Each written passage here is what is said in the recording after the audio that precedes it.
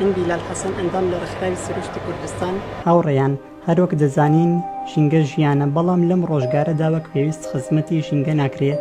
وەروەها ئەم کێشە ژینگەیانە کاریگەری لەسەر هاوڵاتیان و تووشبوون بە نەخۆشی و لاوازبوونی باری دەرونیان دەگرێتەوە.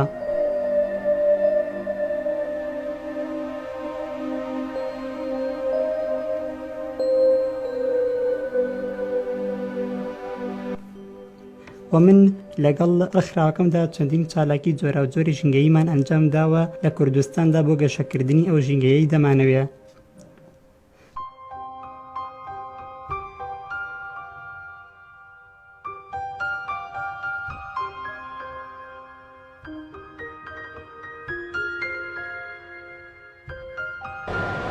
هەروەک دەزانین کێشە ژینگەیەکان زۆرە، بەڵام چارەسەریش هەیە. بۆیە من بڕوام وایە ژینگەی کوردستان ئەم بارودۆخە نامەرەدا بەرەپێشەوە دەڕوات و ئەمان توان ژینگەیەکی تەندروست و خواردەخاوی سەوزە.